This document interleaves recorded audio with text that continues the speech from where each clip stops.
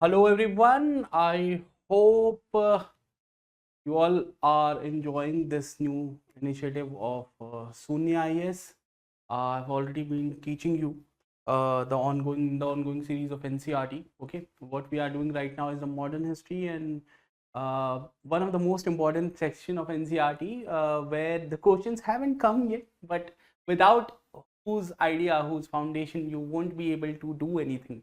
Okay, so this is a chapter number 4. If you are referring to the old NCERT, and mind it, we are also giving you the specific chapters with each of the ongoing lecture number, so you can match it up and there will be some information more. Okay, it won't be like whenever I'm telling you the story, whenever I'm telling you something, there might be something extra also.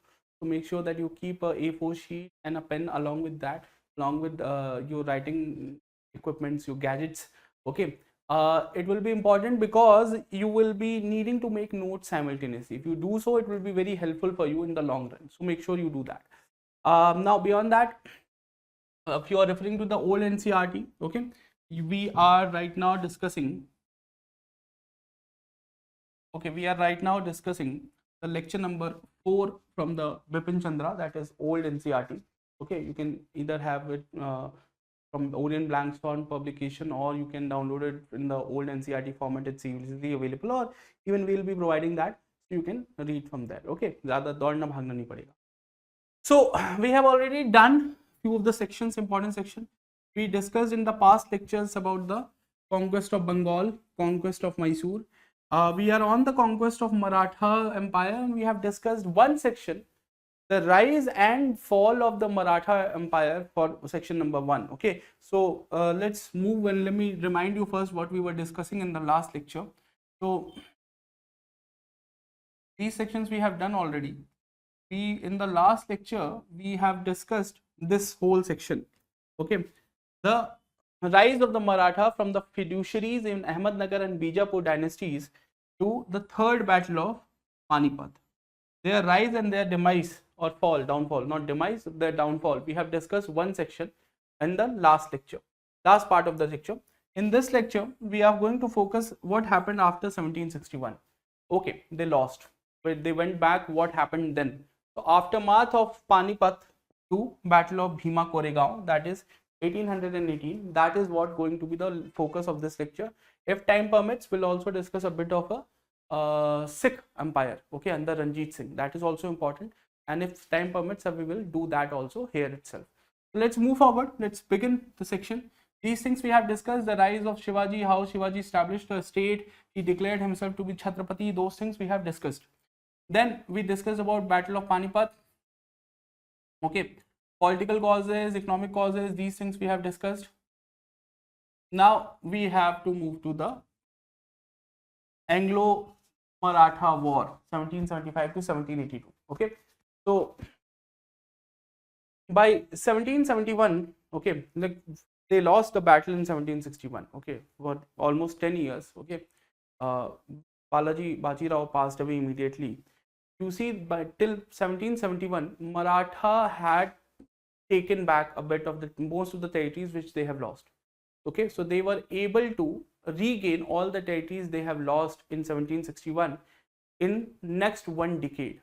Sindhyas played a very important role in it, Sindhya Sardars. Okay, now new Peshwa Narayan Rao was killed at this time. The new Peshwa who became Peshwa after the death of Balaji Bajirao, he was killed after 10 years in office, and the 11th Peshwa becomes Raghunath Rao. Now, Raghunath Rao was a stepbrother of Balaji Bajirao, and you will see that the things gets very interesting from here, because it was considered, it is actually known that Raghunath Rao was involved in the killing of Narayan Rao. Okay, so you will see after this what happened between 1775, Nanaji Fadnavis. So this whole thing happened. Became the new Peshwa in 1775. Nana Fadnavis, okay, who was one of the famous diplomats of the Maratha Empire. Okay, he got the infant son of Narayan Rao appointed as Peshwa. Because of the activities of Raghunath Rao, although he got himself appointed as the Peshwa, but no one really liked him. So at this time, Nana Fadnavis came in forefront, and he got this young kid, 1 year old kid, appointed as the Peshwa, and considered using him, started ruling on his behalf. And Raghunath Rao was sidelined. Okay, Raghunath Rao was sidelined. Now, if the Raghunath Rao was sidelined, what Raghunath Rao will do? If you are sidelined, you will go to your allies and take help and try to reassert your power. That is what you will do. Now understand it a bit here, that what happened is, in the Maratha Empire, okay,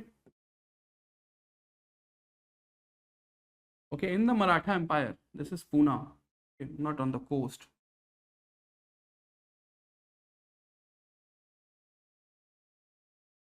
This is Pune, okay, this is Surat, okay. Surat has a factory of East India Company, okay. Back then, East India Company operated from Surat, okay. So what Raghunath Rao did, he immediately went to Surat. Raghunath Rao went to Surat and asked for help from the governor of this Surat factory of East India Company.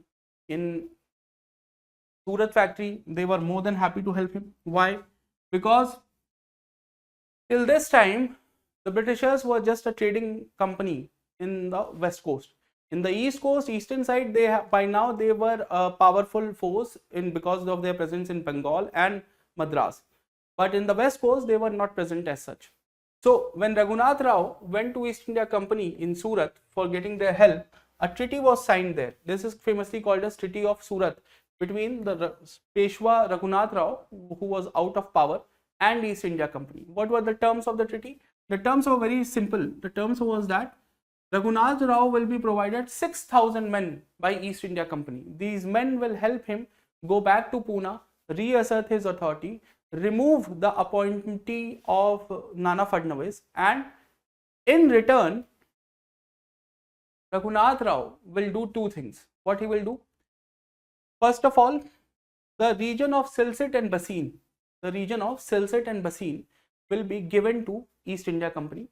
And then secondly, the trade of Bharuch, okay, will also be given to East India Company. Next to Surat, there was Bharuch. Bharuch has huge trading opportunities. East India Company was interested in this. The region of Silsit and Basin are basically, if you ever been to Mumbai, beyond those islands, there was 66 villages. In Marathi, they were called as Salsat. Okay, so those 66 villages were there. Okay, and then there was the area of Vasi. Even now there is Vasi. So Vasi was anglicized form called as Basin. So Britishers were looking for an opportunity that they can get the nearby area, okay, the Silsit and Basin region, which since 1739 was in control of the Marathas. So they said that you give us these regions, these territories and trading rights in Bharuch, and we will help you. It was like, cool, you have all these things, now help me. Fine. But immediately after this, look, Warren Hastings annulled the treaty and signed a new treaty called as Treaty of Purandar. Okay. Because what happened is, immediately after this, even a battle was fought. The name of the battle is not important for you. The name of the battle is written in many of the books. It's not written in NCERT, and that's why I'm not telling you, because I don't want to increase your syllabus. Zyada hoga, it will be difficult for you to remember. So what happened? Now, who is the Governor General at this time? Governor General back there in 1770s was Warren Hastings. He came in power in 1772 December only. Okay. Before the Regulating Act came in 1773. For those who understand, those who don't worry. What I just said in last 10 seconds was gibberish. Leave it. Understand now. So Governor General, the British officer who was sitting in Calcutta, Warren Hastings, he thought like, look, the thing is, what we want is Silsit and Basin, and we want trading rights in Bharuch. But aligning with Raghunath Rao is not helpful, because aligning Raghunath Rao is all alone. All the Maratha Sardars are anyway supporting Nana Fadnavis only. So if not now, later some Maratha Sardar will win against us. So he approached directly Nana Fadnavis, and Nana Fadnavis was like, yeah, we are more than, because Nana Fadnavis was looking at the whole Maratha issue as an internal issue of Marathas, and he thought that if Britishers will get involved with the side of Raghunath Rao, it will complicate things for him. So he thought that in comparison to leaving few of the land territories and getting rid of Raghunath Rao will be any day better than to fighting a war against Raghunath Rao and further dividing the Maratha Empire. So Nana Fadnavis reached a direct understanding with Warren Hastings, and this understanding said that a fight is actually not needed. Okay, a fight is actually not needed. The battle which was fought was actually not useful. And a new treaty was signed directly between Nana Fadnavis and Warren Hastings. This is called as Treaty of Purandar. The Treaty of Purandar said that whatever terms Raghunath Rao was ready to give, to East India Company, Nana Fadnavis said, we can also give you. You want Bharuch, have it. You want Silsit and Basil, have it.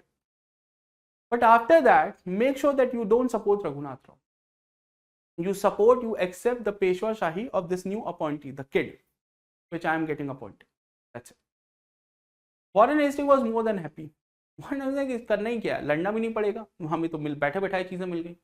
Okay, so you see what happening. Raghunath Rao came to Britishers for help. Raghunath Rao actually was sold as a commodity by the Britishers. Okay, that is what the Britishers were good at doing.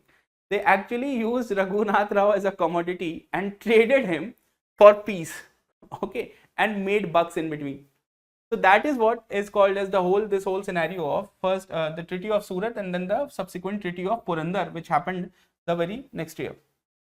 Now, Raghunath, in this treaty, it was also stated that there were some other terms also. So what were the other terms of this Treaty of Purandar? There are two Treaty of Purandar. First Treaty of Purandar was the treaty which was signed by Shivaji back in 1666. Okay, this is a different one. Now in this treaty, the first thing was, I just told you that all the terms which was given by Raghunath Rao, he said, I will also give you those terms. Chalo, good. Then the second term, Britishers said that you will not fight or you will not allow any other Europeans to trade with you directly. So the opportunity that a French trading company will be in Maratha Empire was lost there. So that was also accepted by Britishers, by the Marathas. In return, it was also decided that Raghunath Rao will be given a fixed pension and will be made to retire in a fort outside Pune, and he will not get involved in day-to-day political affairs, and that was also done. So with this settlement, it was seen, okay, fine, the war is done, there is no other issue, fine, okay. But you see that Battle of Fort at Badgaon, Maratha won. Treaty of Badgaon was signed in 1739. Warren Hastings again sent new regiment, and this time Maratha lost. Treaty of Salabai was signed. Now what happened? Because Treaty of Purandar was signed, everyone thought like, okay, it's cool, no issues will be coming from now onwards. But the things are not that easy, because the war went on for 7 years. So after this Treaty of Purandar, French came again. This time French East India Company approached Nana Fadnavis and told them that they were giving far better terms. They were giving far better terms for trading. So Nana Fadnavis, even though he had signed Treaty of Purandar, he went on and signed another treaty with the French and allowed French East India Company to trade from the coast of Maratha Empire. This is something which Britishers didn't like, and so Britishers retaliated. And this time a battle was fought, battle at Badgaon, and in the battle of Badgaon, actually Britishers lost. So Marathas were more than happy. That Treaty of Badgaon was signed on the Maratha terms, but again Warren Hastings came back. Warren Hastings said, "Aise kaise?" He sent 7,000 strong force from East India Company from Calcutta and Madras. And when this new battle on the battlefield, new East India Company army battalions came in. Okay. Then in what now we call as Central India, there is near Gwalior, there is a place called as Salabai. there another battle was fought, and this time Britishers won. And so a Treaty of Salabai was signed. And this Treaty of Salabai is important because this Treaty of Salabai then played the role of peacemaker for the next 2 decades, from almost 1782 to 1803. Okay, so Treaty of Salabai was the final settlement and led to the end of first Anglo-Maratha War. Okay, so that is the first story, the whole. And in the first Anglo-Maratha War itself, with the Treaty of Salabai, it was also decided that the Marathas will not interfere, will not entertain anyone else, British European companies. In the Treaty of Salabai, it was also written, because you remember, I have taught you Anglo-Mysore War, and I have taught you that between 1780 and 1784, there was also battle going on between Mysore and the Britishers. Okay, so at this Treaty of Salabai, it was also decided that Marathas will now support Britishers against Mysore.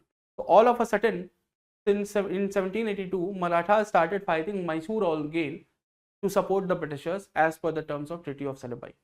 Okay, so these terms were also there. There are a few other terms in Treaty of Salabai, but those are just the side terms. These are not that important, which had long-term consequences.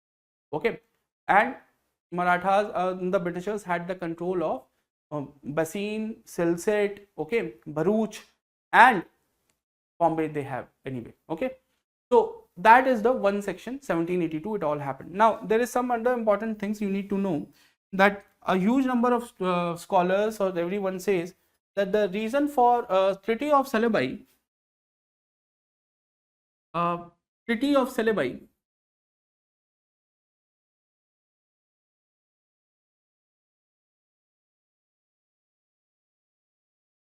is considered, okay, 1782 is considered to be the peacemaker for next 2 decades. One needs to understand it was not the Treaty of Salabai which forced the British officers not to retaliate or attack Marathas. There were differences between Marathas and the Britishers after this also, but they didn't act it because of Pitt's India Act. Well, it's a different color. Because of Pitt's India Act.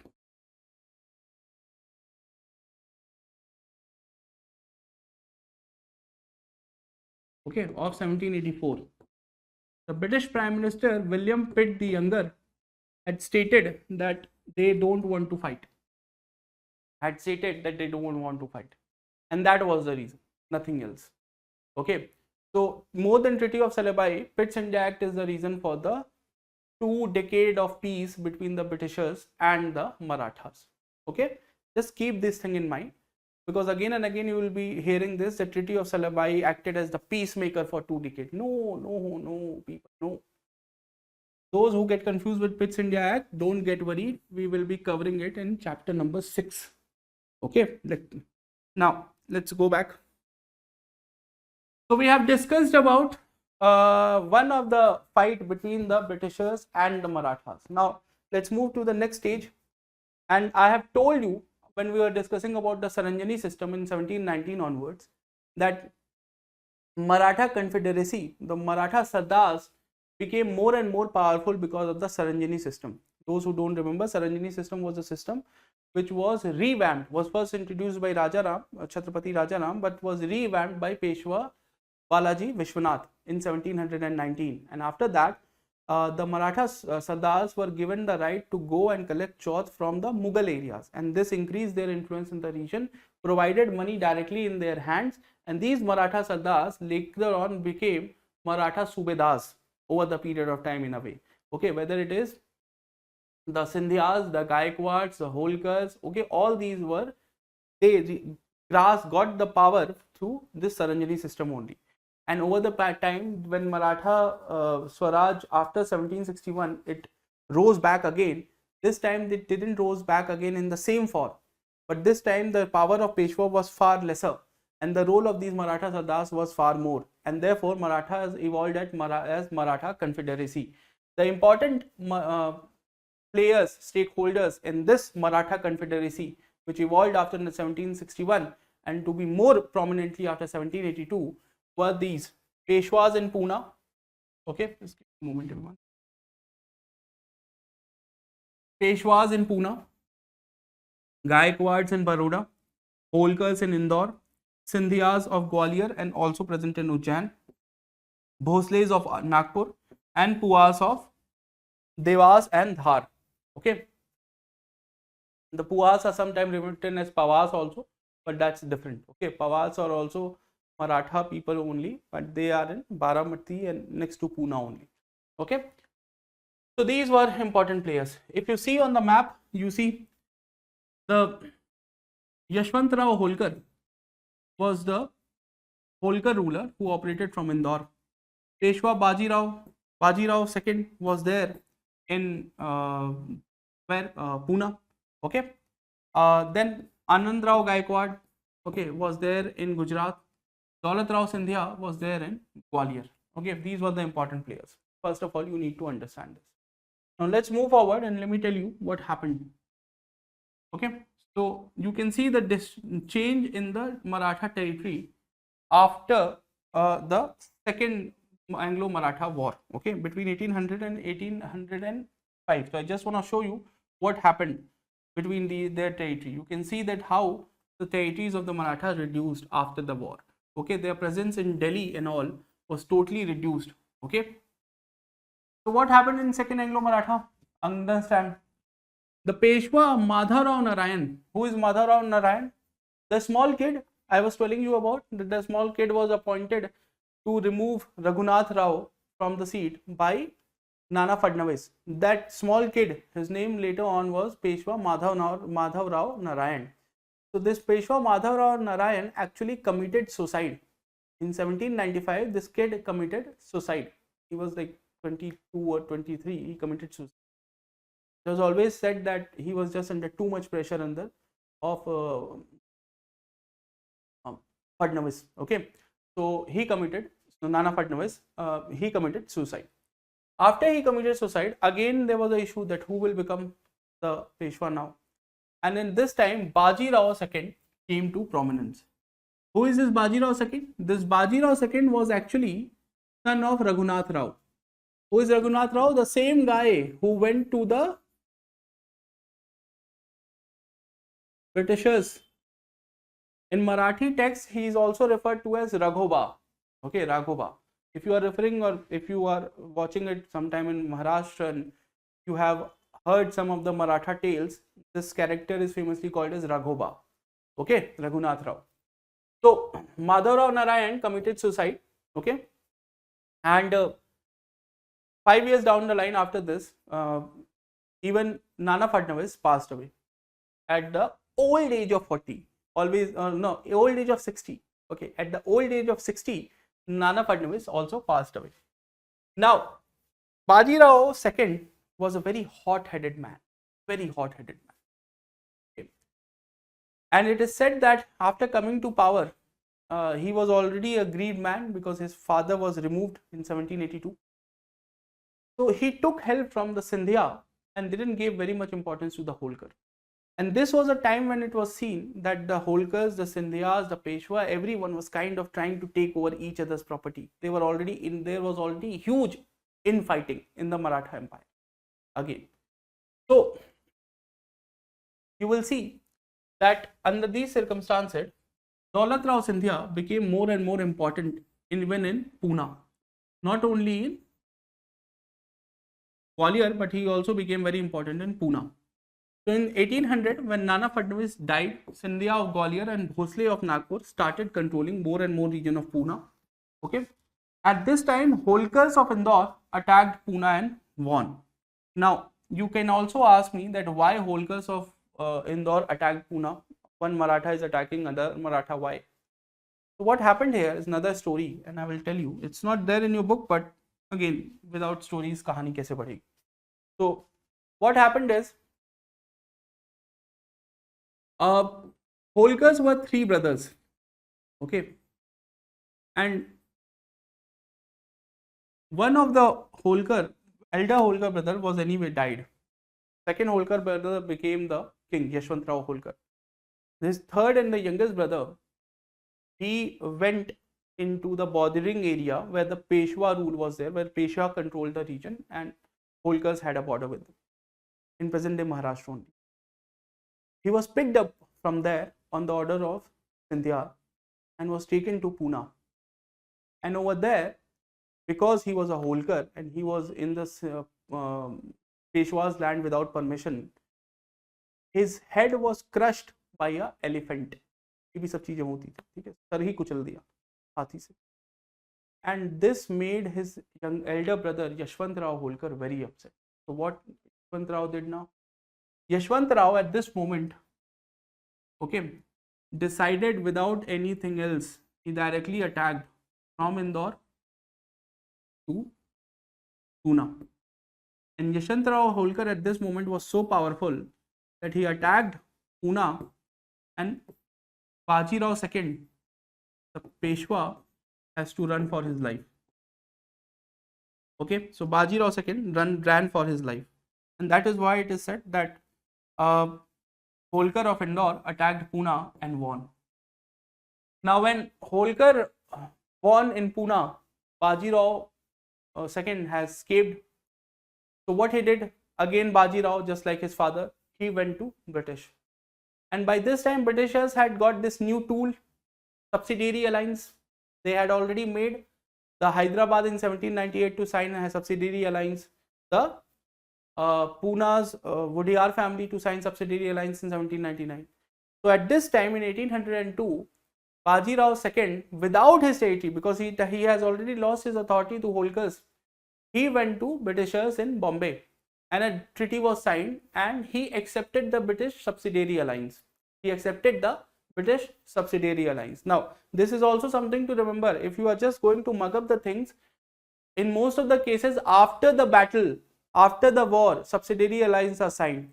This is an interesting situation where the war will start after subsidiary alliance was signed. Okay, so in 1802, you will see that Bajirao II signed subsidiary alliance, okay, with East India Company. This is called as, famously called as Treaty of Basil, because I told you now it was signed in Bombay, Basil, Silsit, Basil, that region, over there it was signed, and it is called as Treaty of Basil. So in 1802, he signed the Treaty of Basil. Peshwa signed it. The moment he signed, look, understand, the moment Peshwa went and signed Treaty of Basil in Bombay,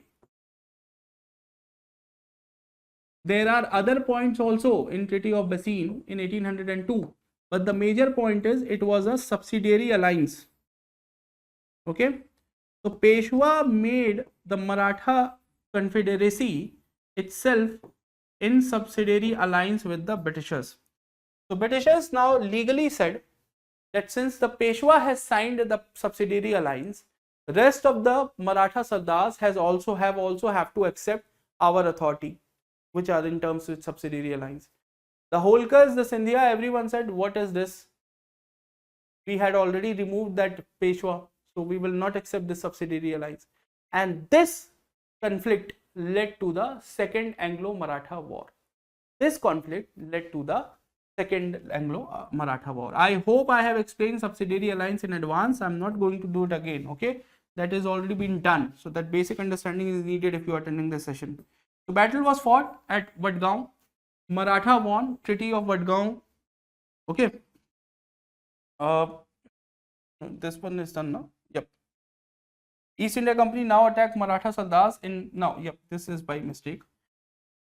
So this whole issue, because the conflict started, East India Company now in 1802 onwards decided that they have to take on each of the Maratha Sardars, whether it's Scindia, whether it's Holkar, everyone. And from 1802 till 1805, continuously battles were fought, okay, with Scindias, with Holkar specifically, okay, and one after other, there are small treaties, after which each one of them started signing the subsidiary alliance because East India Company was powerful. And by the ultimate outcome of the Second Anglo-Maratha War was by 1805, the Scindias, the Holkars, everyone had signed subsidiary alliance with the Marathas. But understand this, these folks, these Maratha Sardars have not ended their authority. They have just signed a subsidiary alliance. Okay, so the main outcome of Second Anglo-Maratha War is by 1805, everyone has signed subsidiary alliance. Okay, that's it. Now, then came the Third Anglo-Maratha War. Now, what is the Third Anglo-Maratha? Now, again, let's go to the story section. So, in 1805 onwards, okay, whether you are the Peshwa or the Peshwa of Pune or Holkar of Indore or Sindhia of Gwalior, okay, or Bhosle, actually Bhosle of Nagpur, all of them have signed subsidiary alliance. Okay, Holkars were the latest who signed. Some part were also signed. Some other agreement also signed in 1808 by Holkars. So by 1805, it is stated that it was done. Fine. What are the basic features of subsidiary alliance? That the state in subsidiary alliance, the native state cannot start a war on their own. Britishers maintain armed forces on their expenses in their territory only. There is a regent appointed who decide how the trade and most of the things they have influence. These are the basic terms. Okay, and they are considered as a subsidiary of the British East India Company. Cool. Now, problem started around 1812. Now, what is the problem? Let me check if there is a map. No, there's not a map. This map will work. If you was looking at this map, okay, after 1805, this was the reduced form of Maratha state, okay, and they have signed subsidiary alliance. And this whole region, the pinkish region, is the region which was in control of Britishers. So, there was group of people who were called as Pindaris. Okay. Pindaris, who are the Pindaris now? So, Pindaris were people who were living in and around the Narmada river, okay, from this region, okay, this region. Since this region, some of the region was not very fertile, these people were from the medieval times involved in, they were involved in looting, dacoits, okay, and these were the major work of Pindaris. When the Marathas got into prominence and when this Sarangani system started, they started providing their services to the Marathas. Before this, they also worked for the Mughals. So what was the terms of work? That usually one has Marathas developed their army in this format, and I'll explain this thing about Maratha Army also here itself.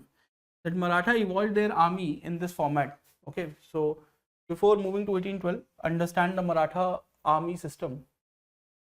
So Marathas had Maratha Army. Okay, it had two parts. One was Siledar, another was Burgese. Okay. Now, Siledar were part of the official standard Maratha armed forces. Okay, which their upkeep was given by Maratha government. Okay, the state. Their the cost of maintaining a horse, the cost of maintaining your weaponry, the cost of your shoe, cost of your day-to-day expenses, everything was given by Maratha state. Okay, so they were paid or upkeep was given by Maratha state. Okay. The second faction was the irregular forces. These were Burgese. Irregular forces. These were the people, when called upon by the Marathas, they joined and attacked any of the opposing side for the Marathas. And in return, they were allowed to raid and loot the region and take money from there. Okay, whenever they faced any issue, any problem, Marathas assured that we will help you in all the way possible. But they were not paid anything.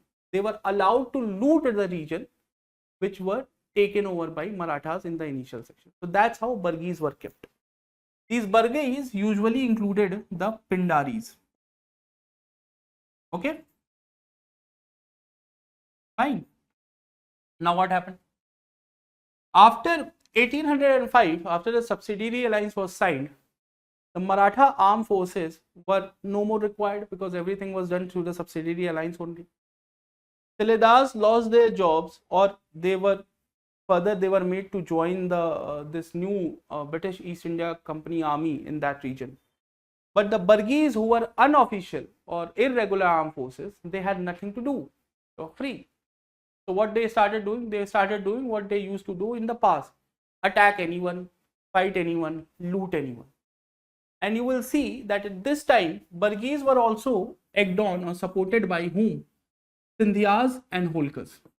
At least that is what Britishers said. Britishers always said that Sindhyas and Holkars are actually supporting the Burghis. And then Burghis started attacking these regions. Okay, the Bengal region, the bordering area, the Mirzapur, the Banaras, the important cities which had just been taken over by the Britishers were now being attacked again and again, raided again and again by the Burghis. So, after 1810, the British government decided that some action has to be taken against these Burghis. Okay, and you will see that after this, when the British government decided that action has to be taken, there was reaction. There was a huge reaction from the side of Marathas, because even though the treaty was signed, the subsidiary alliance was signed, but the Peshwa has given an assurance from the historical times that he will come for the support of the Burghis. So you will see that finally in 1817, Peshwa, when Britishers went on to attack the more and more Burghis and remove the Burghis from the plains in central India, finally the Peshwa declared war on the British East India Company along with the help of Holkars and Basil. Okay, Gwalior, although in the third Anglo-Maratha War, remained neutral. That is something you have to understand. First, the Battle of Khadki was fought in 1817. Britishers won. Okay, then finally, Battle of Koregaon was fought on the Bhima River. Peshwa was forced out, because this is also the famous incident also took place here, where the Peshwa forces were 20,000 strong and the British East India Company forces were 800 men, and still the Britishers won. And the Britishers 801 were mostly consisted of people from Mahar community, the depressed class community, whom Peshwa has declared that they are not worthy enough to fight on the sides of Marathas. So what will these people do? They went and joined the East India Company only. नहीं दोगे काम कहीं और जाके करेंगे. So they were not given job. They went somewhere else, worked there, and they won. Okay. This is also the incident you might have heard that in 2018, Bhima Koregaon, there was also riots. These riots took place while the people of Mahar community were trying to celebrate the incident, the 200th anniversary of this final fight. The thing was, because in Maharashtra, the Maratha community actually felt very upset, because for them, the Mahar community was celebrating the downfall or the demise of the Peshwa rule. But for the Mahar community, it was a day for celebration, day for victory. So a riot also took place in 2018 on this occasion. But the whole idea I explained you. So Peshwa surrendered in Khandesh and was retired to Bithur. For those who don't know Bithur, Bithur is a place next to Kanpur. Okay. So Peshwa was given a small fort in Bithur and he was said that you can stay here. He was given an annual pension of 8 lakh rupees. Okay. And was allowed to live as he wanted. But then again in Bithur only he adopted a kid later on, and this is a story for later classes. He adopted a kid who later on became Nana Sahib. Okay, and when the Britishers didn't allowed him to continue with the pension in 1850s, that's where you see the start of involvement of Nana Sahib in the 1857 revolt. Okay, so those things happened over there. So he was shifted to Bithur. His Pune and nearby territories was mixed in Bombay Presidency, which was then onward operated from Bombay. Okay, as Raja of Satara, they did much to the Chhatrapati. Chhatrapati's power was reduced. Instead of Chhatrapati of the Maratha Empire, he was called Raja of Satara, but his office never ended, and he was allowed to keep the fort also, because the sanctity of the office of Chhatrapati, Britishers understood, has to be respected, because Peshwa was ultimately a prime ministership, but Chhatrapati was Chhatrapati. Okay, you can't just change Chhatrapati, and Britishers have this very good idea of respecting the monarchy. They understand this thing well enough because they have seen it in their own country happening things, and still maintaining from the time of 1688 glorious revolution, they have maintained the authority, even though just for official purposes, but they have maintained the authority, the sanctity of the office of the crown, and they understand it well, that sometime money doesn't matter. Okay, sometime the wealth, the material, these things doesn't matter. The sanctity of the office also has some importance, and therefore they said, okay, we'll stop here and will not move forward, and the office of the Raja of Satara will remain. Okay, so office of Raja of Satara was remained. Okay, was allowed to stay in power. You will see, I'll tell you a few more things here, that after this, the third battle or the third Anglo-Maratha War, Britishers took over this region and they started implementing new land settlement. When they started implementing new settlement, a lot of revolt and rebellion also took place and happened in this area. So when we'll be referring to the revolts and rebellion, okay, in chapter number 4, no, chapter number 4 is this, chapter number 5, we'll be also talking about the reasons for that, and that most of the reason was the change of administration from the native to the British. Okay, and that led to rise of revolt by the erstwhile officials of the Maratha Empire. That happened in 1820s a lot in this region. Okay, so this is the third Anglo-Maratha War. Let's move forward and let me tell you how the questions will be asked in the examination. So it is the Anglo-Maratha Wars. It is the Anglo-Maratha Wars. We have to do causes and we have to do consequences. Okay, Anglo-Maratha War, we have to do causes and we have to do consequences, the political and the economic causes and political and the economic consequences. Okay, so let's move forward and let's see what we can write as the political causes of the Anglo-Maratha War. Okay, so internal disputes among Maratha aristocracy. Easily you can say that second Anglo-Maratha War happened because of it. First Anglo-Maratha War also happened because of the internal issues of the Maratha Confederacy. If Raghunath Rao would not have tried to kill or have not created the whole fuss in 1776, 1775, 1776, the whole thing didn't have happened.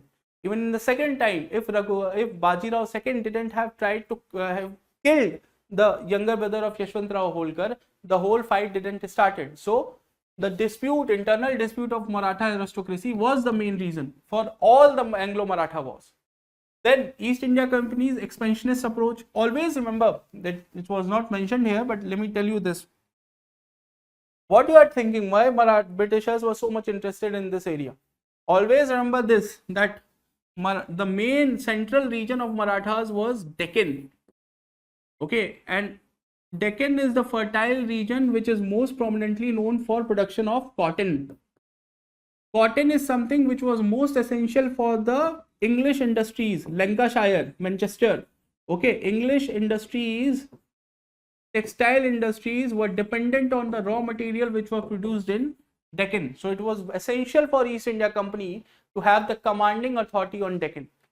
Okay, it was essential for them. So therefore you will see East India Company's expansionist approach in this region. Okay, Maratha's relation with France also played a very important role, because you see that in a way after the Treaty of Purandar, the war would have subsided in 1776, but it rekindled only because of the advent or the introduction of the French issue. Okay, when the French had an alignment with Nana Fadnavis. Okay, Now let's move forward.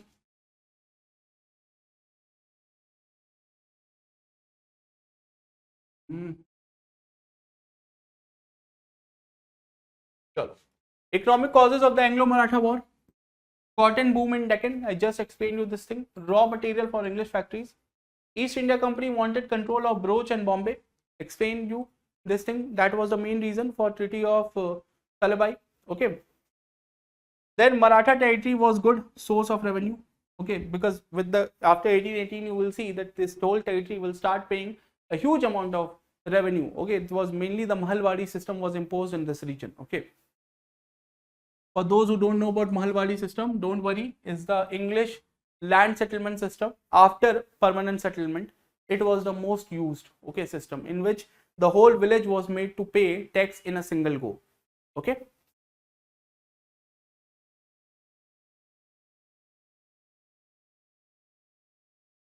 Okay. Political consequences of the Anglo-Maratha War. British East India Company became the supreme power in the subcontinent, first of all, obviously.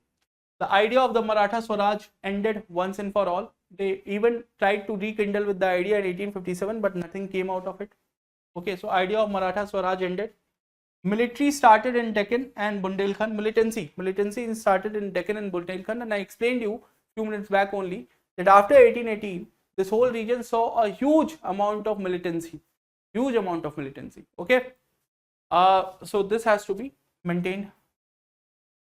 एक चीज और बता देता हूँ. Okay, just this is again not in your NCERT, but have you ever seen the map of Uttar Pradesh and Madhya Pradesh? There is a shape like this. Okay, in the Madhya Pradesh map. Okay, there is a shape like this in the Madhya Pradesh map. And then this is UP, and this is MP, and this is like this. And have you ever thought why this is like this?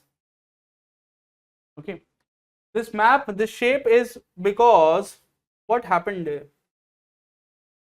This map is here because there were small killas. There was killas here, everywhere. There were small killas, and these killas were in hands of different kiledars who were working for different Maratha sardars. Okay, so whichever killa was taken over by the British forces which came from Allahabad, whichever killa was taken over by British forces which came from Allahabad were gone to the UP side, and whichever killa was taken over by forces which came from Madhya Pradesh, it went to the, or which came from Gwalior,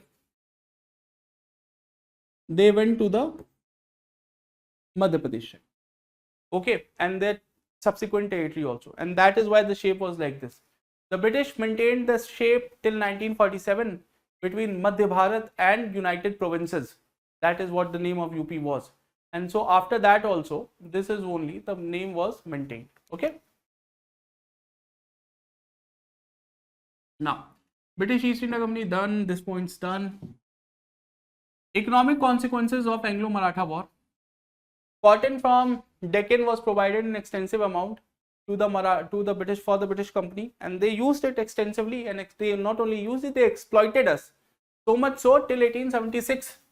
Till finally in 1876, Deccan agricultural riots took place, and in 1877, Dhaka, okay, not Dhaka Dala, but actually a Deccan agriculturist, Dara, not Dhaka, Dara, Deccan Agriculturist Reform Act was passed by British government. Okay, so they have exploited us so much that finally they only thought, nahi, thoda to reform karna padega.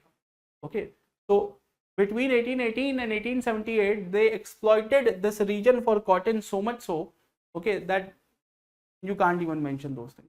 Here now, East India Company got Bombay and Broach. That was economically very important because the Bombay became the global trade hub. Even now it is one of them. Bharuch after Surat. After Surat, Bharuch is even now an important trade center. Okay. Maratha territory acted as new source of revenue, so that you can mention in the economic consequences. Okay. Now we can move to the Sikh Empire from here. Okay. So we will move to the Sikh Empire. let's start with the Sikh Empire and let's see that the topics which we need to do in the Sikh Empire in detail. So what all we have to do in the Sikh Empire? First, Sikh Empire. So we have, I hope the Maratha thing is clear. We don't are going to juggle too much on that even further from here. So we'll start the Sikh Empire now. The important part is after 1710, you will see that from 1710 till 1716, there was a effort by the Sikh community to establish empire.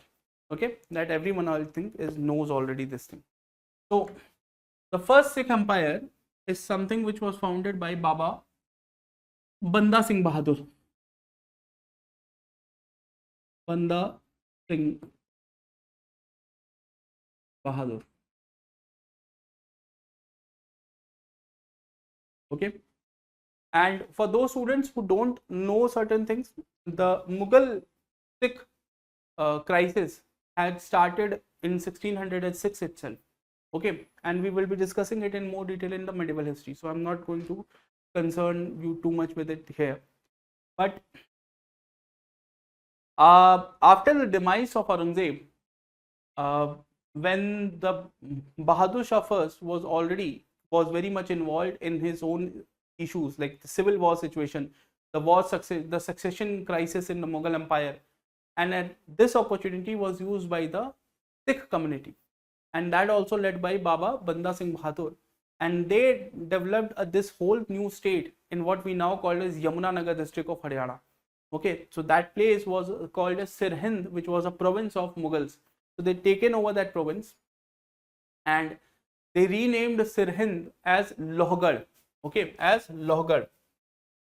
They renamed Sirhind as Lohgarh and established their new empire, minted their new Khalsa coin, had their own economic system, okay, called as the Fasaldari system, in which those who were farmers, they paid 35% of their annual production, and that was then distributed among those who were in army twice every year, because those in army can't do farming, so that was distributed among them twice a year. This was the basic idea of Fasaldari system. They also developed a land to the tiller concept, that the big zamindars were no more present, okay, and land was given to the tillers directly. Okay, so but what happened is in 1710, when Bahadur Shah first finally settled down in Delhi, he understood that a small kingdom just next to Delhi is not good for him, and so he himself, at the age of 66 or 67 that time, led the forces against Baba Banda Singh Bahadur in 1710. This is famously called as the Battle of Lohgarh. Okay, Bahadur Shah first himself led the forces. Bahadur Shah first led the Mughal army. Banda Bahadur escaped from Lohgarh at this moment, and then he kept himself hiding in Himachal Pradesh and nearby region and went on to doing guerrilla warfare. Finally, he was arrested in 1715 when the Mughal Badshah was Farrukhsiyar. He was kept in prison for a year, and then in 1716 he was killed in front of Red Fort. Okay, these are the standard facts.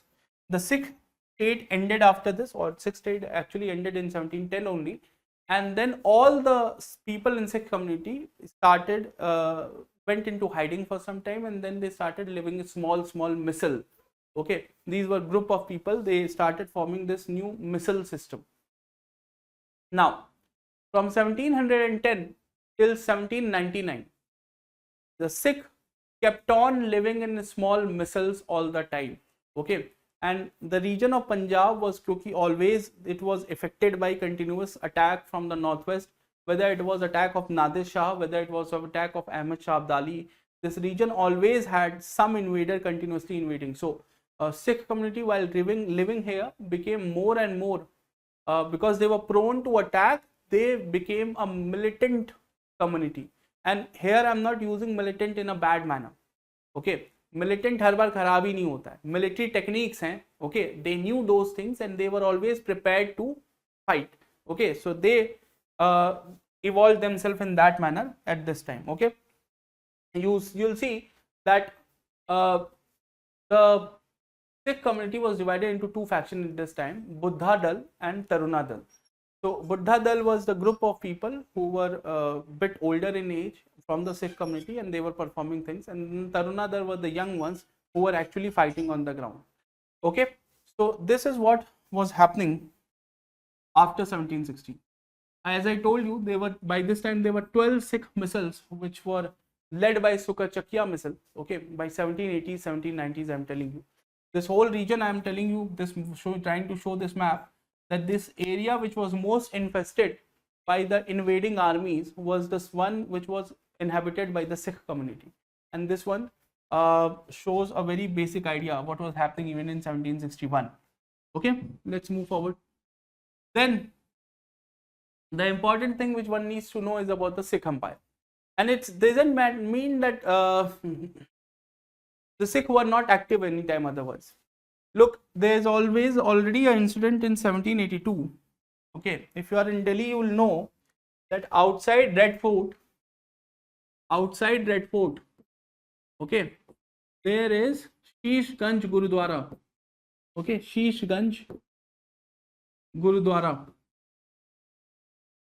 Okay, so basically what happened, that in 1780s, when the Mughals were not very strong, in 1782 these Sikh missile, okay, under the leadership of their Jathedar, actually attacked and took over Red Fort. 1782 it happened, and they left the Red Fort only when they were given an assurance that 5 Gurudwaras will be established inside the Delhi city, and the most important was right in front of the Red Fort, and that was Shishganj Gurudwara. Okay, so that you have to keep in mind. Now these things went on and on and on. The important thing happened in when Ranjit Singh was born. This guy, okay, Ranjit Singh was born, and Ranjit Singh was born in 1780 in the household of the leader of the Sukha missile, and at the young age only, his father was dead, so he himself became the leader of Sukha missile. So he started his work by acting as the governor of Zaman Shah, the Afghan ruler. As I told you, the Punjab is always a very contested piece of land. Sometimes the Afghans try to take it over, sometimes the Sikh tried to take over the whole of Afghanistan, sometimes the Britishers wanted to take over everything else, sometimes the Mughal tried to take everything. So it was always a contested piece of land. Even the Iranians tried to take over Punjab so many times. So initially he started working as a Subedar, as a regional head for Zaman Shah, the Afghan ruler. But by 1898, 1899, he became powerful enough that he took over the city of Lahore. And Lahore has this famous fort, and this is also a Mughal fort only. So he took over this fort. Okay, he took over this fort, and after taking over this fort, he declared the establishment of Sikh Empire in 1799. Okay, 1899, not 1799, 1899. In 1799, not 18. What I'm saying. Let me correct this thing.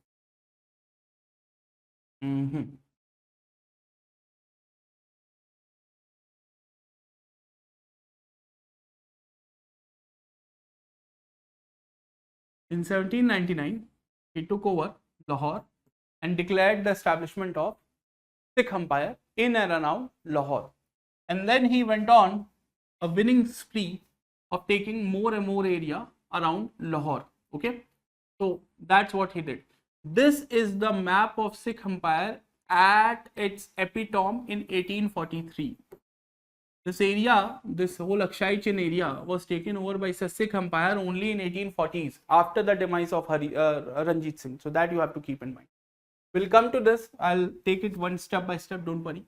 So when we are talking about Sikh Empire, okay, when we are talking about Sikh Empire, who are the major stakeholders in this whole story? So in this story, the major stakeholders were British Sikh Empire itself, the British East India Company, the Emirate of Afghanistan, and the Tsarist Russia. Okay, now you will say, sir, ये Tsarist Russia kahan se aa gaya? So Russia always becomes a player when we are talking about the northwest. Always remember that the biggest problem for the Britishers after 1820s was a continuous threat that the Russians will invade Indian subcontinent, and that threats existed till the British were here in 1947. Okay, there have been planned or which were never implemented properly, but it's not like they have not tried. Okay, so first of all, understand who were the stakeholder. By 1799, I am not mentioning Mughals as a stakeholder because we knew what was the situation of the Mughals in 1799. Okay, so this was the situation in Punjab. Now this is a map. You can see this side is Emirat of Afghanistan. This is the East India Company, all the pink region. Okay, and then the Punjab was there. Just see the map, have a minute, soak it in, समझ लो थोड़ा सा. Okay, and then we'll move forward. Okay, see the map, soak it in, and then we'll move forward.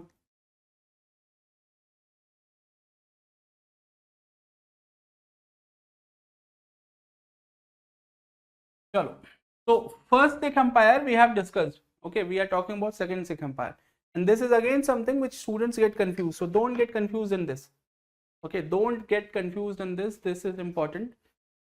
That first Sikh Empire and second Sikh Empire. Second Sikh Empire is the one which was led by Ranjit Singh. Okay, so Ranjit Singh, leader of Sukha Chakia Misl, acted as governor of Zaman Shah initially and later carved out a territory around Lahore in 1799-1800. Okay, this is a timeline of different areas which was taken over by Ranjit Singh one after another. So he established himself in Lahore, then he took over Atok, that same Atak se Katak wala Atak, in 1830. Okay, in 1819 he took over Sopian.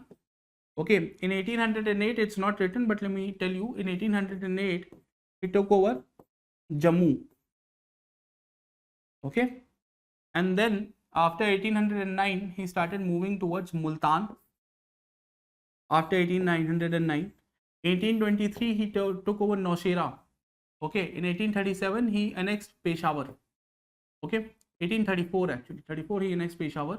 In 1837 he took over Jamrud, and after his demise, led by the Dogras actually, in 1841 you will see that the Sino-Sikh War will happen. Sino-Sikh War, or Tibet-Sikh War, it will be better to call it. Tibet-Sikh War took place, and what we now call as Aksai Chin, which is kind of a issue between India and China, that region was taken over by him, or his empire. He was dead by then, in 1841 to 1843. In between that period, there was a general in his army called as Zorawar Singh, who actually led the forces on that direction. So again, if you want, you can mention Zorawar Singh. He is not mentioned in your books. NCERT he is not mentioned. So when we are talking about the Punjab of 1800, there are certain things you need to know. For example, in the reign of Ranjit Singh, 70% population was Muslim, 24% population was Hindu, and only 6% population was Sikh. So by this you can understand that although he was the ruling elite, but surely his own religion, people from his religion were not at all anywhere about being majority or anything. So it was a very multicultural establishment he was running. Okay, and therefore you can call him that he was not very much aligned to any specific religion as say. Okay, Treaty of Amritsar was signed in 1809. Okay, not 1709, and it is very important. Okay, we'll come to it. Okay, let me explain you Treaty of Amritsar here itself. So what happened in this Treaty of Amritsar? What is this Treaty of Amritsar? Understand.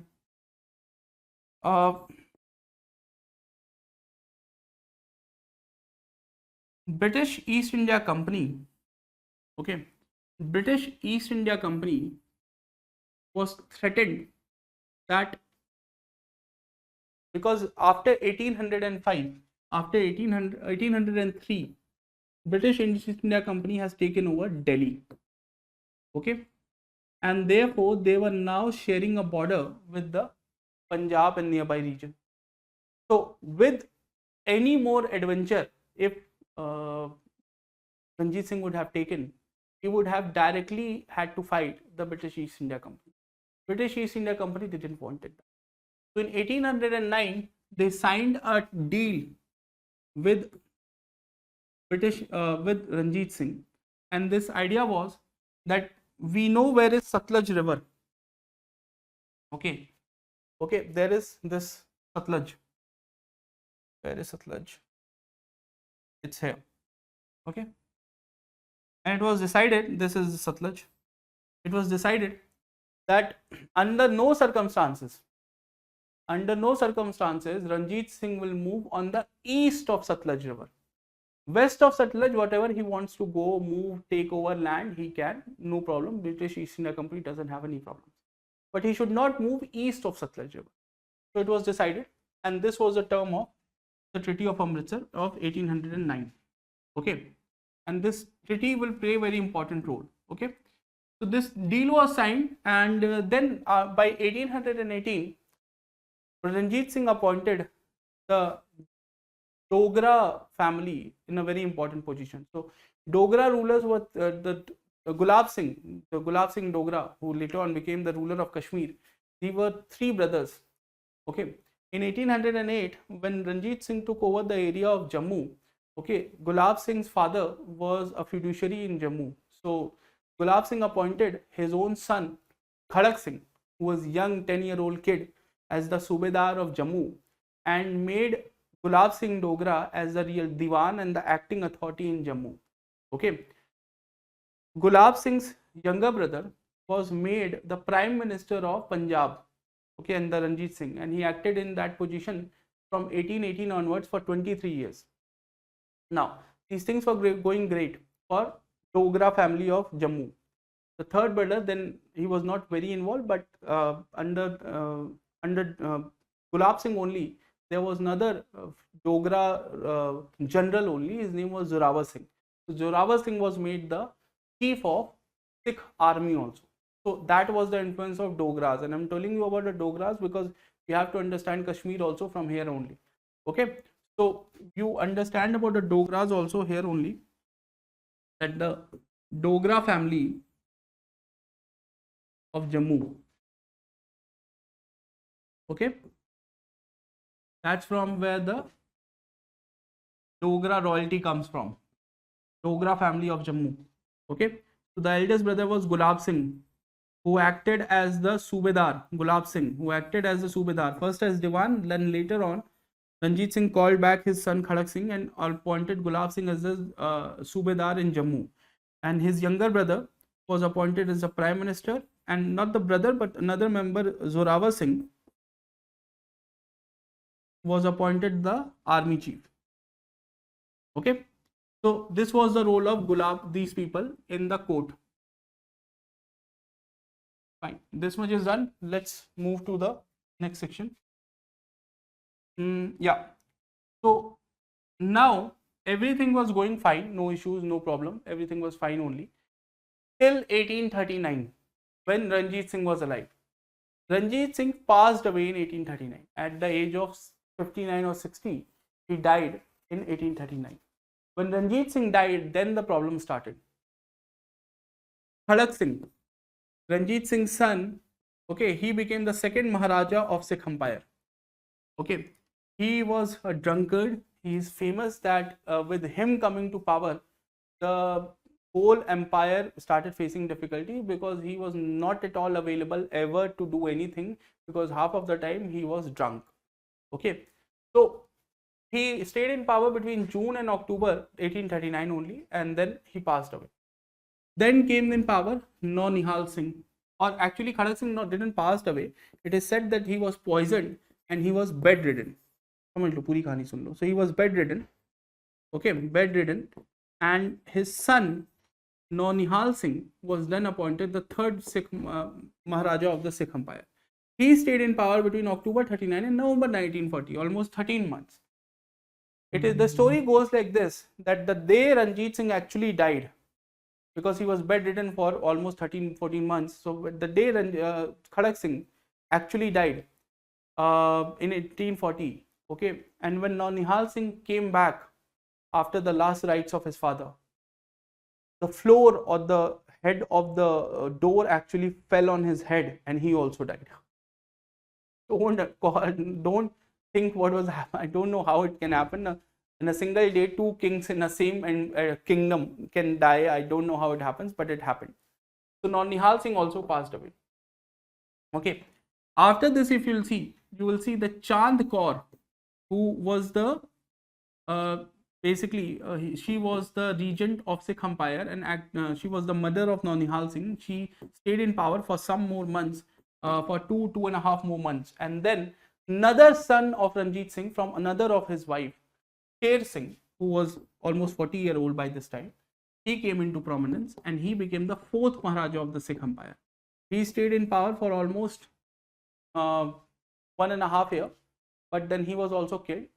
And when he was killed, then the third wife of Ranjit Singh, Jind Kaur, who was the youngest wife of Ranjit Singh, came into prominence because her son, Duleep Singh, who was almost 5-year-old at the time, became the king and she became the queen regent. And the problem started from maximum point. Problem started here only when in 1843, Duleep Singh, the 5-year-old kid, became the king of, or the Bajirao of Punjab, the Sikh Empire. Okay, so you can see that how from 1799 till 1839 there was a single ruler, one ruler, and there was no problem. And then in 4 years there is how many ruler? 1, 2, 3, 4, 5 and 6. Okay, 6 people who had the authority. 5. Chand Kaur and Jind Kaur were not the rulers, but they also had the authority. So for 40 years there was one ruler, there was stability, and then in next 4 years there were 6 people. What is going to happen? The state was totally unstable. While this all was going on, Dogras were playing their own games. The Dogras and gave permission, they started filling their own coffers this time. Okay, they were trying to get money from wheresoever they can. They were trying to get more and more money. Okay, so the economy of the Sikh Suba, the Punjab Suba, was getting reduced, and Dogras were getting wealthy. Zorawar Singh was in this time only further expanding the control of the territory of the and whole of Jammu and Kashmir, and also the Aksai Chin area was taken over in this period only. Then what happened? Then came the Anglo-Sikh War. Okay, the first Anglo-Sikh War came in 1845-1846. Second Anglo-Sikh War came between 1848 and 1849, and these things transformed everything in the Northwest. Why and how? Okay, for those who don't know, just remember these are the things you have to. Why and how? The first Anglo-Sikh War. So what was the preluding condition then? Ranjit Singh was already dead. Empire had almost 5 kings in 6 years. Okay, and between 1839 and 1845. Okay, the Treaty of Amritsar, which was signed in 1809 by Ranjit Singh with the British East India Company. The British East India Company said that the Sikh armies have infringed and have entered the border, crossed the border, entered the British areas. Was it so? No, it was not so. They were just looking for a reason to start a war, because they knew that this is the best time for them to increase their influence in the Sikh region. Because understand, back in 1838-39 also, when Ranjit Singh was alive, they were trying to enter Afghanistan through Punjab, and they were not allowed to. When Ranjit Singh died and they were finally allowed to enter to go and attack Afghanistan in first Anglo-Afghan War, which is not need to be studied right now, they were not able to retain control on Afghanistan only because they had no support base, no logistical base in Punjab. And so, for a larger reason that they have to use Afghanistan as a buffer state, making sure that Russia is not able to attack India, they needed control on Punjab. Okay, and this was an opportunity for them to take over Punjab. So they said that Treaty of Amritsar has been infringed by the entry of Sikh army officers in Firozpur, okay, which was on the East India Company's side. Okay, East India Company has already taken over Sindh in 1843. Okay, this war battle, the series of battle happened, and you don't have to remember the name of the each of the battle. That is not required at all for you. Okay, the key Sikh governor generals here, Lal Singh and Tej Singh, both betrayed the Sikh Empire. They lobbied and went on the side of British East India Company, and so the British East India Company easily won. Dogras did even something very interesting. They were the most rich family in the empire at the time. The prime minister was from the Dogras till 1843, 2 years back. But at this time, they said that they will maintain their neutrality. They maintained their neutrality after taking over all the money from the Sikh Empire. Okay, Treaty of Lahore was signed finally. The Sikh Empire lost, and Treaty of Lahore was signed. Okay, Jalandhar was taken over by East India Company at this time. Another treaty was signed through this treaty. It is called as Treaty of Amritsar, because in Treaty of Lahore, the Sikh Empire of Punjab was asked to pay 1 crore rupees to East India Company. They didn't had that kind of money. Okay, all they could have gathered was 25 lakh rupees. And at this moment, because East India Company was looking for another 75 lakh rupees, so now the Dogra family came in, and Dogra said that we will give you 75 lakh rupee if you make us the ruler of Jammu and Kashmir. And so you will see that another treaty was signed, which is again called as Treaty of Amritsar. Through this deal, Kashmir was sold off to the Raja of Jammu, that is the Gulab Singh Dogra. And so Gulab Singh Dogra became Raja of Jammu and Kashmir, and that's where the official names comes from, Jammu and Kashmir. Okay, he became the Maharaja of Jammu and Kashmir. And you need to understand that selling of Kashmir, it was sold for 75 lakh rupees. And in this agreement, there was no if and but. There was no subsidiary alliance. There was nothing else. He was actually became the monarch of whole of Jammu and Kashmir for 75 lakh rupees. Okay. Then after that, there was already a thing that Rani Jindal was trying to increase her influence. So another deal was done. Another treaty was done. Treaty of Bharowal. Through this Treaty of Bharowal, Rani Jindal was made a pensioner of East India Company, and Duleep Singh was provided a East India Company regent. This guy became more of a guardian than a regent, because Duleep Singh was almost, like, by this time he was 7 years old. Okay, so Treaty of Bharowal was also important. So these all things happened in Sikh Empire in these times. Fine. So what happened if this Anglo-Maratha? No, this has been wrong. Please make a correction here. This is Sikh, not Maratha. Okay, Anglo-Sikh.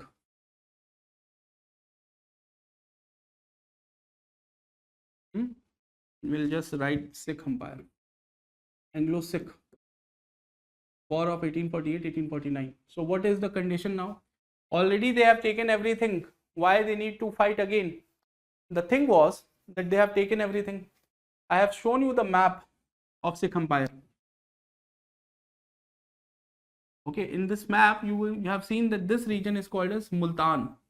Okay, so in Multan, understand, this is again not mentioned, but in Multan, the governor of Multan, his name was Mool Raj Chopra. Okay, Mool Raj Chopra. So it was decided that Mool Raj Chopra will be removed and a new governor, new Subedar will be appointed from Lahore.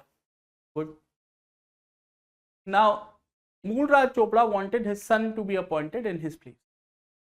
But Britishers, because they were so active now, they wanted someone else to be appointed, although he was also a native, but he was a supporter of British East India Company.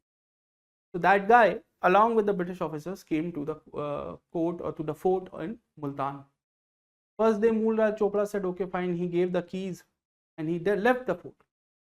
But still, by the evening, he got the news that the supporters of Mool Raj Chopra have taken over the fort, okay, and have already chopped off the heads of the British officer and that native person who also became the Subedar.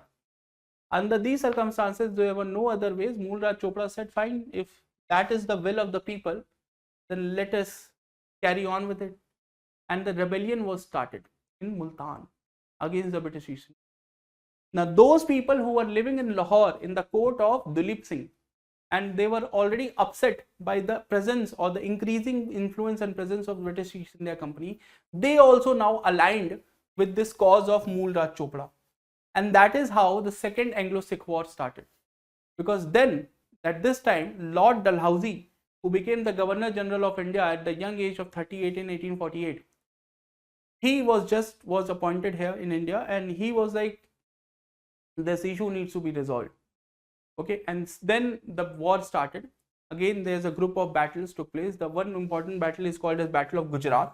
This is not Gujarat of our Gujarat. In Punjab province of Pakistani side, there is a place called as Gujarat. Over there, a battle took place. It is called as Battle of Gujarat. It happened in 1849, and the Sikh lost here. Finally, the officials went to Rawalpindi, which was the cantonment of the Sikh Empire, where Britishers had established themselves, and surrendered over there.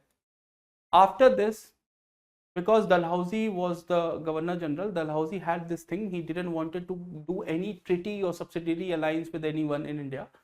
He totally dismembered the Sikh Empire, sent this small kid. First of all, he took the Kohinoor diamond from him. Then they sent this small king to London, where he stayed on for the rest of his life, Duleep Singh, and then took the empire and merged it into British East India Company's British India. Okay, so that's what happened. Duleep Singh was exiled to London. The area was annexed, okay, into the British Punjab. Okay, so Anglo-Sikh War. I just explained you the details. Now let's explain you what are the causes and consequences kind of thing. What you have to write exactly, because again I'm telling you that knowing the story is one part of the thing. Being able to articulate it on a sheet of paper is the other part. Okay, so Anglo-Sikh War, causes and consequences, that is something you need to know. Let's move forward, and let me tell you what if someone asks you what were the political causes of Anglo-Sikh War. So instability in the Sikh Empire, and that instability happened after the demise of Ranjit Singh. But the second issue, political issue, you will know East India Company's aspiration to control Northwest. East India Company's aspiration to control Northwest. Okay, Northwest. Companies lost first Anglo-Afghan War. They needed territory for successful campaign.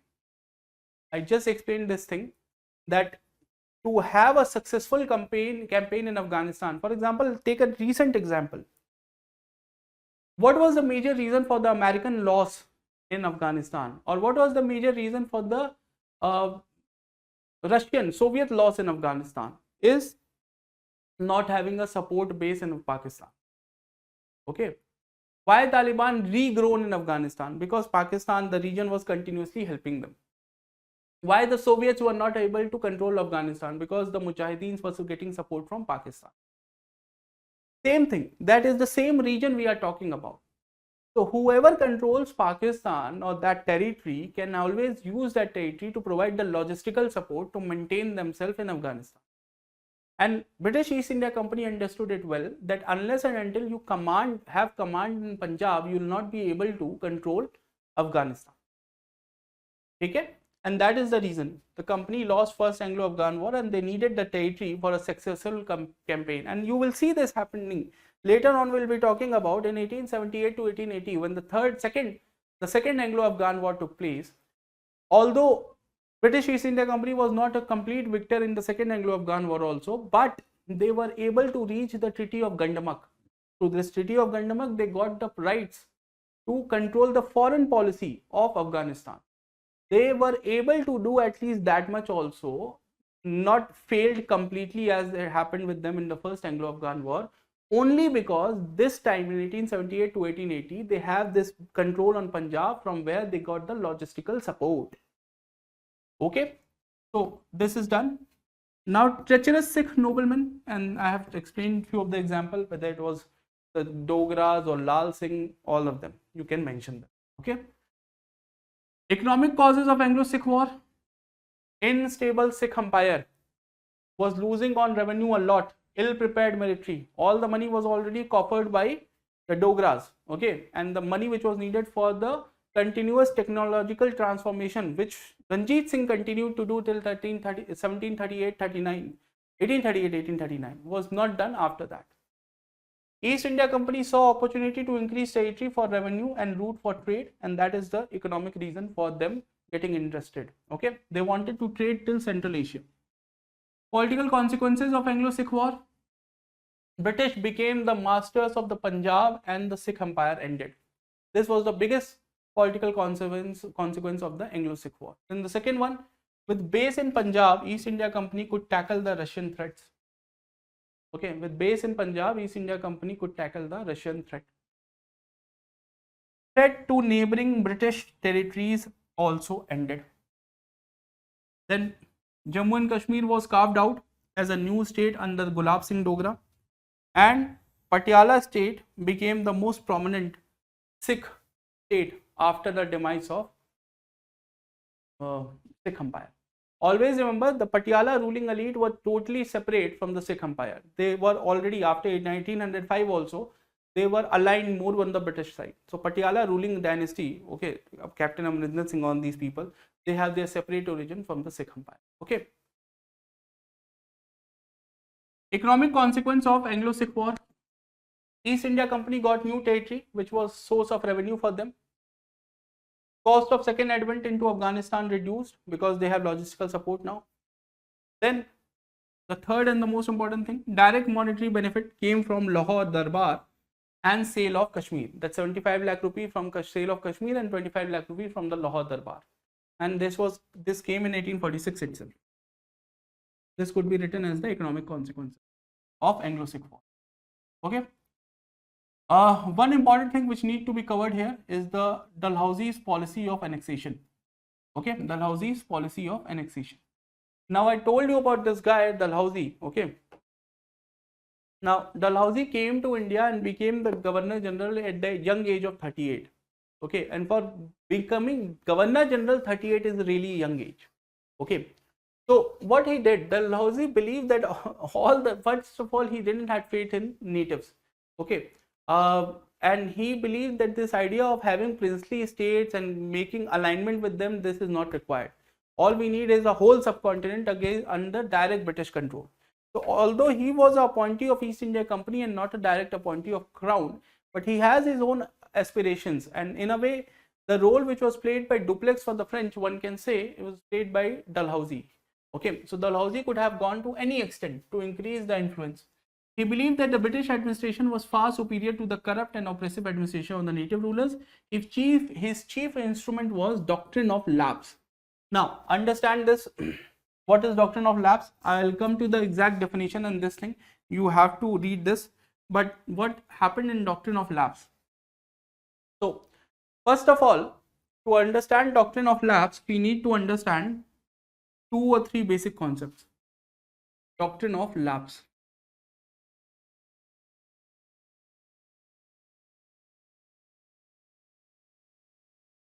Okay, doctrine of lapse. For Britishers, there were 3 types of Indian states. One was totally independent. Okay, totally independent, had nothing to do with the British. Okay. Then second was those who were part of subsidiary alliance.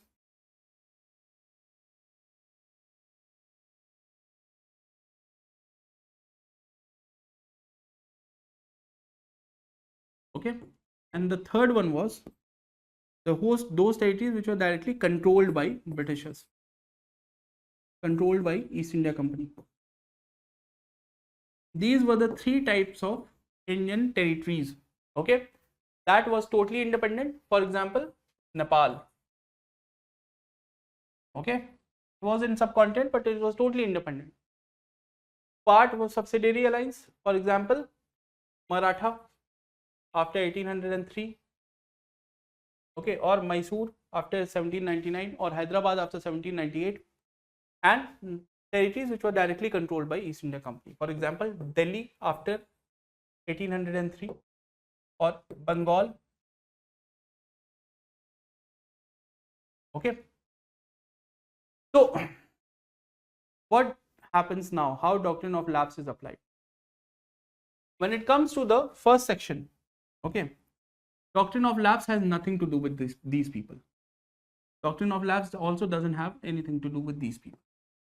Okay, because these are directly controlled by Britishers. First one has nothing to do.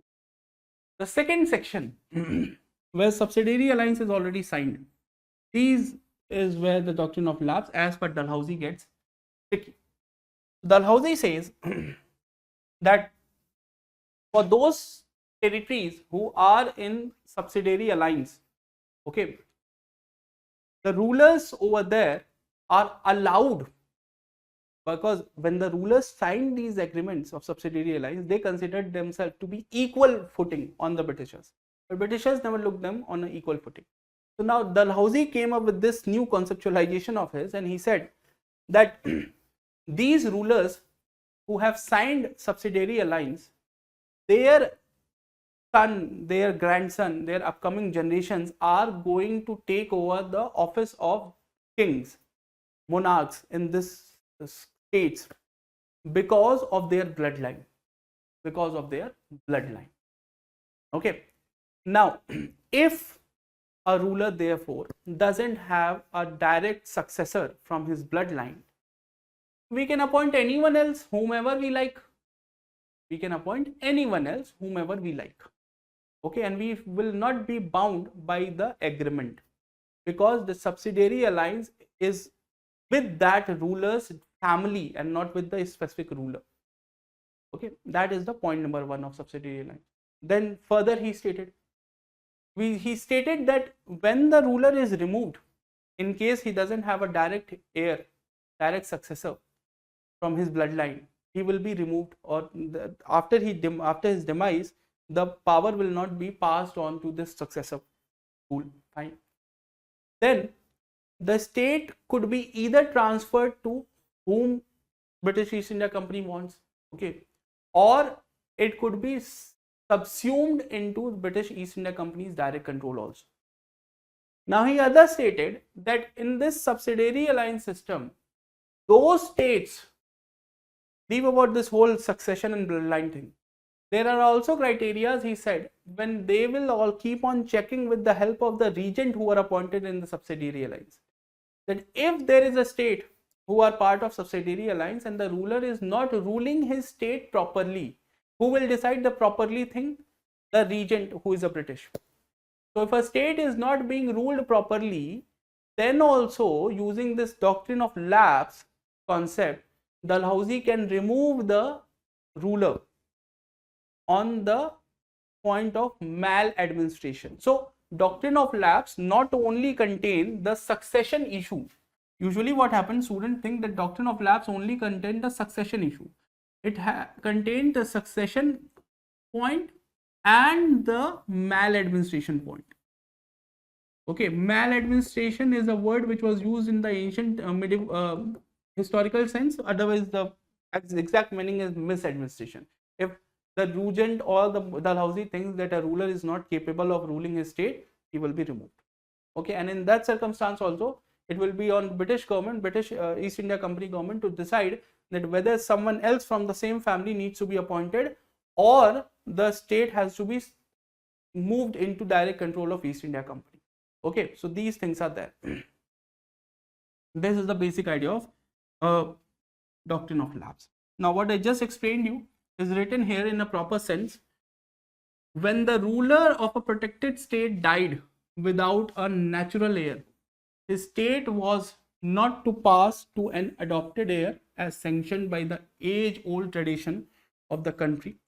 Instead, it was to be annexed to the British Dominion unless the adoption has been clearly approved to the British authority. Okay, Satara in 1848. Okay, because Raja of Satara was removed after 1848. Okay, the same who was Chhatrapati till 1818, then he was made Raja of Satara in 1818, and then 1848 he was also removed from there. Nagpur in 1854, Jhansi in 1854 was annexed using this doctrine. Some people might get confused that Jhansi, if it was annexed in 1854, why Rani of Jhansi participated in the battle in 1857?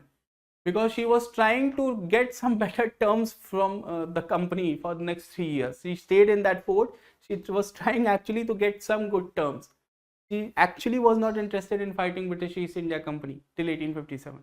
Under very difficult situations only she decided, okay, she will fight. Okay, so that you have to keep in mind.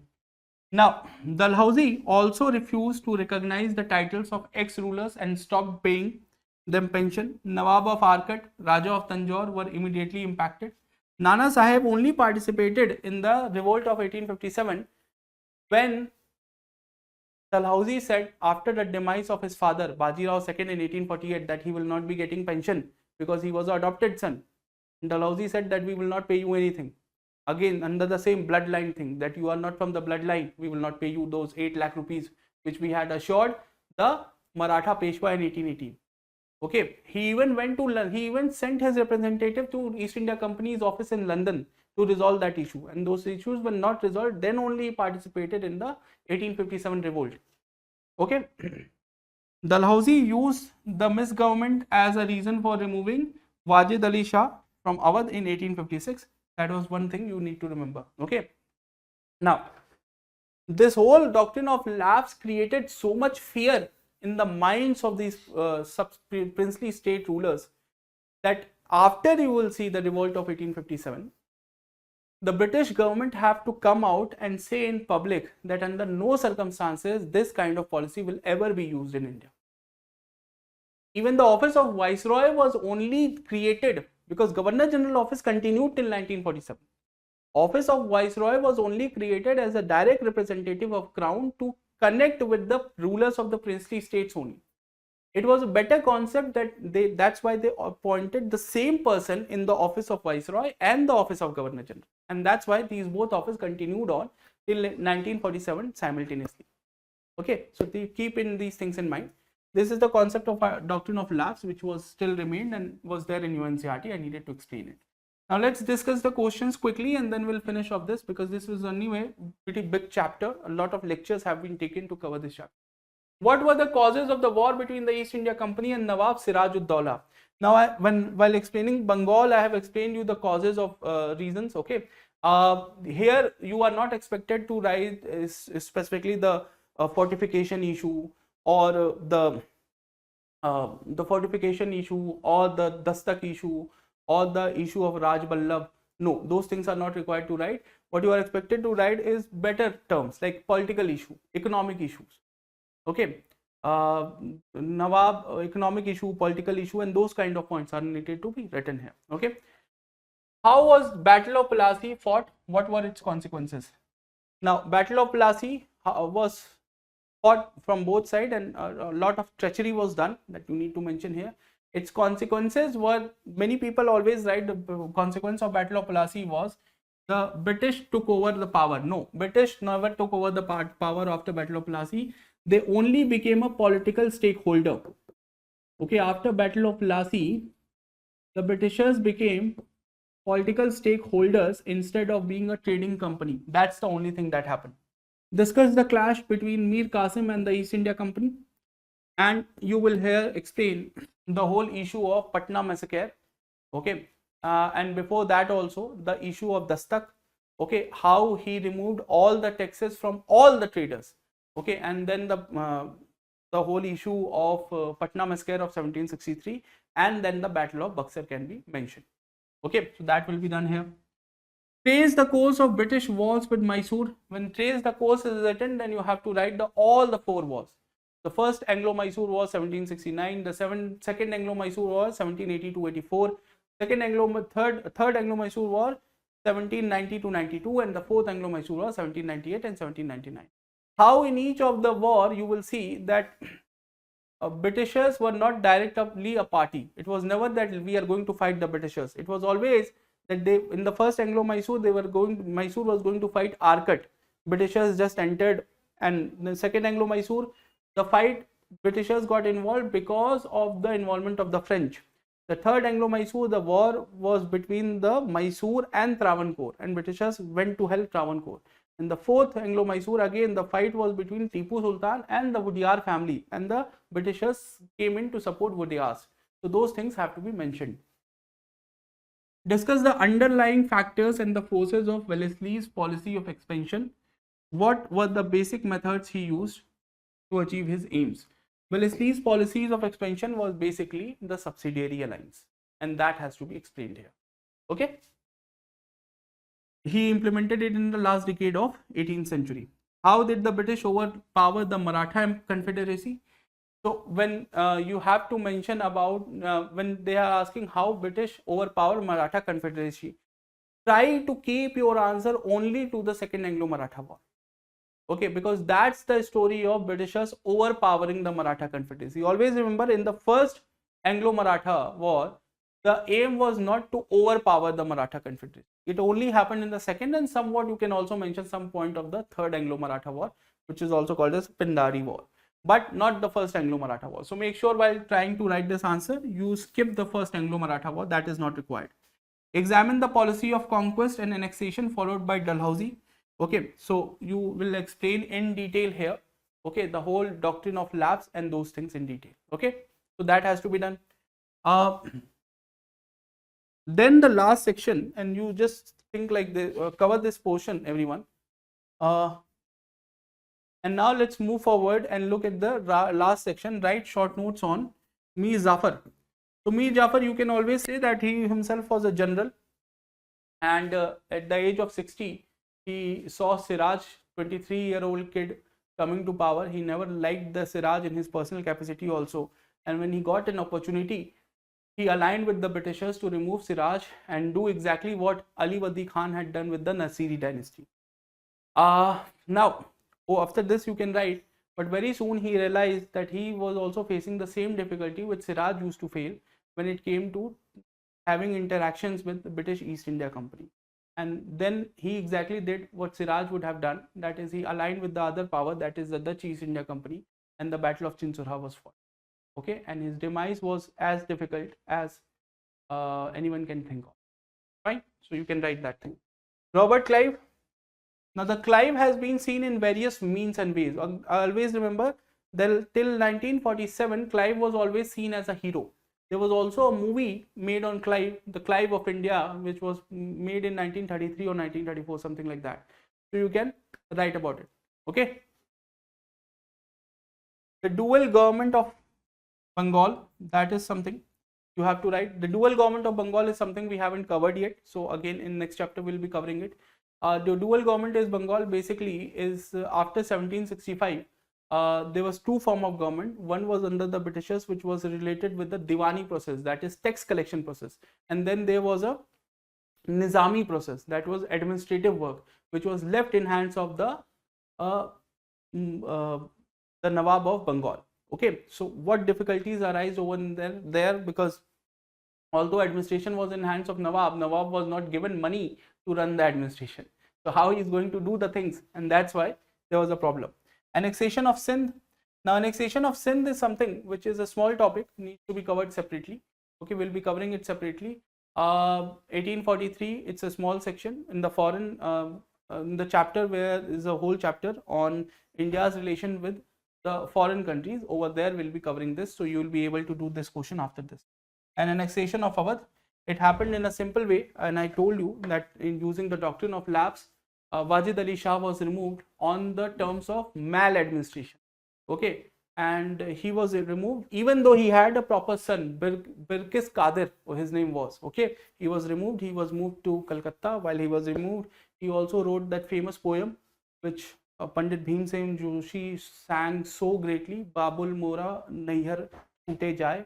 Okay, so those things are there. You can try to make read the chapter on your own time, please, once, and try to write these answers. Okay, that will be very useful for you. So we'll leave this chapter here, soak into it, get through the slides once again. If you're watching this video, you will be having the PDFs also with you, okay, of the chapters, NCERT, old and new, whatever chapters are aligned. In this chapter, only the old NCERTs will be referred, so you can go through it also accordingly. Okay, make sure you finish it off, and then we'll move from here to the tribal issues in the next chapter. Okay, thank you and have a nice day.